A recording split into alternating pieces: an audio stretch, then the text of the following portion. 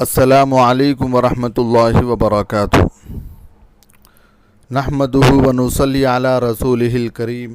اما بعد فاعوذ باللہ من الشیطان الرجیم، بسم اللہ الرحمن الرحیم۔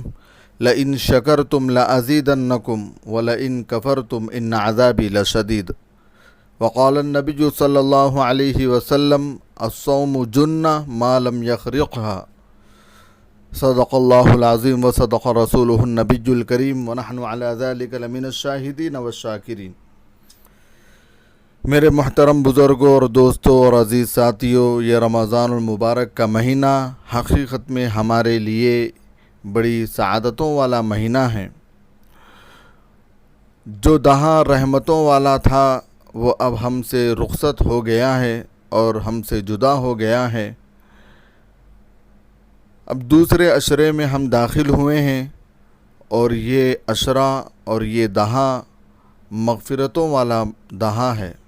پہلا دہاں رحمتوں والا تھا اور دوسرا دہاں مغفرتوں والا ہے، اور تیسرا دہاں جہنم سے آزادی اور خلاصی کا ہے۔ اللہ تعالیٰ سے دعا کرے کہ اللہ تعالیٰ اس ماہ مبارک کی برکت سے ہم سب کی مغفرت فرما دے۔ میرے دوستو، اللہ تبارک و تعالیٰ کا ضابطہ اور قانون ہے کہ جب ہم اللہ کی دی ہوئی نعمتوں کی قدردانی کریں گے، حقیقت میں رمضان المبارک کا مہینہ ہمارے لیے ایک نعمت عظمیٰ ہے کہ اگر ہم اللہ کی دی ہوئی نعمتوں کی قدردانی کریں گے، لئن شکرتم لأزیدنکم، تو اللہ تبارک و تعالیٰ اپنی نعمتوں میں اضافہ فرمائیں گے۔ ولئن کفرتم، اور اگر ہم نے نافرمانی کی اور اگر ہم نے ناشکری کی، ان عذابی لشدید، تو اللہ تبارک و تعالیٰ کا دردناک عذاب ہمارے لیے تیار کر رکھا ہوا ہے۔ تو لہٰذا ہمارے لیے یہ ضروری ہے کہ ہم اپنے روزوں کی صحیح معنوں میں حفاظت کرنے والے بنیں۔ حدیث پاک میں ہے، جناب رسول اللہ صلی اللہ علیہ وسلم نے ارشاد فرمایا، روزے دار کا سونا عبادت ہے اور اس کا خاموش رہنا تسبیح ہے۔ یعنی روزے دار اگر خاموش بھی رہے گا تو اسے تسبیح یعنی سبحان اللہ کہنے کا اور پڑھنے کا ثواب ملتا رہے گا، اور اس کا عمل ثواب میں بڑھ جاتا ہے، یعنی اس کے اعمال کا ثواب بنسبت اور دنوں کے ان مبارک دنوں میں زیادہ ہو جاتا ہے، اور اس کی دعائیں قبول ہوتی ہے۔ یعنی روزے کی حالت کو قبولیت دعا میں خاص دخل ہے، یعنی دعاؤں کے قبول ہونے میں بہت زیادہ دخل ہے، اور اس کے گناہ بخش دیے جاتے ہیں، یعنی گناہ صغیرہ معاف ہو جاتے ہیں۔ حدیث پاک میں ہے کہ روزہ ڈھال ہے اور مضبوط قلعہ ہے دوزخ سے بچانے کے لیے۔ یعنی جس طرح ڈھال اور مضبوط قلعے سے انسانوں کی پناہ لی جاتی ہے اور دشمنوں سے بچایا جاتا ہے، اسی طرح روزے کے ذریعے سے دوزخ سے نجات حاصل ہوتی ہے۔ اس طرح کے انسان کی قوت گناہوں کی کمزور ہو جاتی ہے اور نیکی کا مادہ بڑھ جاتا ہے۔ سو جب انسان باقاعدہ روزے دار رہے گا اور اچھی طرح روزے کے آداب بجا لائے گا تو گناہ اس سے چھوٹ جائیں گے اور دوزخ سے نجات ملے گی۔ حدیث میں ہے کہ روزہ ڈھال ہے جب تک کہ نہ پھاڑے، یعنی برباد نہ کرے۔ روزے دار اس کو جھوٹ غیبت سے، یعنی روزہ ڈھال کا کام دیتا ہے جیسا کہ اوپر بیان ہو چکا، مگر جب کہ اس کو گناہوں سے محفوظ رکھے، اور اگر روزہ رکھا اور غیبت اور جھوٹ وغیرہ گناہوں سے باز نہ آئے تو گو فرض ادا ہو جائے گا مگر بہت بڑا گناہ ہو جائے گا۔ روزے کی جو برکت حاصل ہونی چاہیے تھی، ان برکتوں سے وہ محروم ہو جائے گا۔ میں ہمیشہ یہ کہا کرتا ہوں، اور ضابطہ اور قانون بھی یہی ہے کہ جس کی جتنے فضائل ہوتے ہیں اس کے اتنے وعیدے بھی ہوتے ہیں۔ روزے میں بے شمار فضائل رکھے گئے ہیں کہ ایک فرض پر اللہ تبارک و تعالیٰ 700 فرض کا اسے اجر و ثواب مرحمت فرمائیں گے۔ تو ٹھیک اسی طریقے سے ہمیں ان چیزوں سے بھی بچنا چاہیے جو روزے کو کمزور بنانے والے اعمال ہے، جیسا کہ جھوٹ ہے، غیبت ہے، چغلی ہے، بہتان ہے، اور بیجا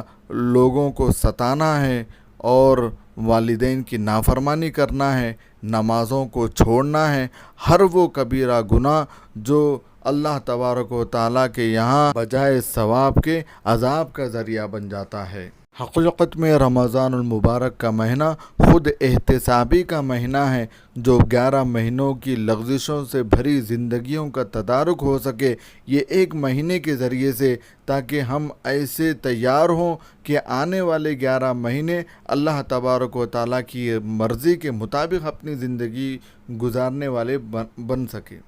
ہم میں سے بہت سارے ایسے بھی ہیں جو روزہ تو رکھتے ہیں مگر اللہ تعالیٰ کے یہاں ان کا روزہ رکھنا صرف بھوکا اور پیاسا رہنے کے برابر کچھ نہیں، کیونکہ وہ روزہ تو رکھتے ہیں مگر غیبت بھی کرتے ہیں، چغلی بھی کرتے ہیں اور والدین کی نافرمانی بھی کرتے ہیں، ہر وہ کبیرہ گناہ سرزد کرتے ہیں، ہر وہ کبیرہ گناہ ان سے سرزد ہو جاتے ہیں جو اللہ تبارک و تعالیٰ کے غضب کو دعوت دینے والے ہیں۔ تو میرے دوستو، ہمارے لیے یہ ضروری ہے کہ ہم اپنے اعمال کا احتساب کریں اور محاسبہ کریں کہ ہمارے اعمال اللہ تبارک و تعالیٰ کی مرضی کے مطابق ادا ہو رہے ہیں یا نہیں ہو رہے ہیں۔ کہیں ایسا نہ ہو کہ ہم روزے سے بھی ہوں مگر ہم موبائل فون کے ذریعے سے ناچ گانے بھی دیکھ رہے ہوں، کہیں ایسا نہ ہو کہ ہم روزے سے بھی ہیں مگر چغلی اور غیبت اور بہتان بھی لگا رہے ہیں اور جھگڑا گالی گلوچ بھی کر رہے ہیں، کہیں ایسا نہ ہو کہ ہم روزہ تو رکھتے ہیں مگر ساتھ میں والدین کی نافرمانی بھی کرتے ہیں، کہیں ایسا نہ ہو کہ ہم روزہ تو رکھتے ہیں مگر فرائض کو چھوڑ بھی دیتے ہیں، جان کر بھی چھوڑ دیتے ہیں۔ میرے دوستو، یہ کبیرہ گناہوں میں سے ہے۔ اللہ تبارک و تعالی ہر اعتبار سے اپنے بندوں کو معاف کرنا چاہتے ہیں، اس کی رحمت بے کرا ہمارے لیے متوجہ رہتی ہے اور اللہ تبارک و تعالی بہانے تلاش کر کے اپنے بندوں کو معاف کرتے ہیں، اپنے بندوں کی لغزشوں کو اور کوتاہیوں کو اور سرزدوں کو معاف فرما دیتے ہیں۔ مگر ہمارے لیے یہ جاننا ضروری ہے کہ اللہ تبارک و تعالیٰ اگر معاف فرمائیں گے تو ان گناہوں کو معاف فرمائیں گے جو اللہ سے متعلق ہوں گے، یعنی حقوق اللہ سے متعلق ہوں گے۔ اگر اللہ کا حق ہوگا تو اللہ تبارک و تعالیٰ معافی تلافی کے بعد اور توبہ اور استغفار کے بعد ضرور معاف فرمائیں گے،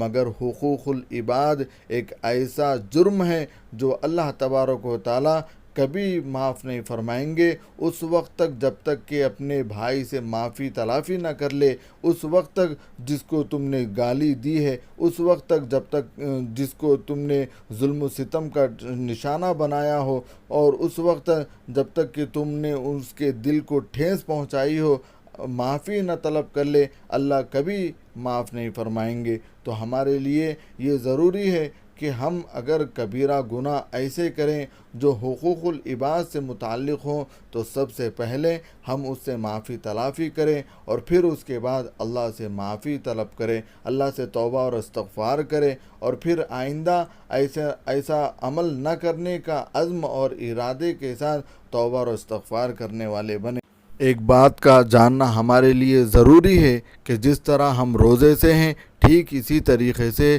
ہمارے آنکھ اور کان کا بھی روزہ ہے، ہاتھ اور پیر کا بھی روزہ ہے۔ یہ ہاتھ کہیں ظلم و زیادتی کے لیے نہ اٹھے، کہیں یہ پاؤں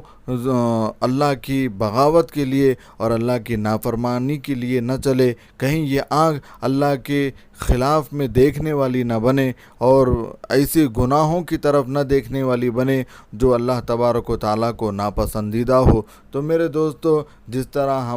ہمارے نفس کا روزہ ہے اسی طریقے سے ہمارے اعضاء کا بھی روزہ ہے، ہم اپنے روزے کی صحیح معنوں میں حفاظت کرنے والے بنیں۔ دعا کرے کہ اللہ تعالی ہم سب کو اپنے روزوں کی صحیح معنوں میں حفاظت کرنے کی توفیق نصیب فرمائے۔ آمین۔ وآخر دعوانا ان الحمدللہ رب العالمین۔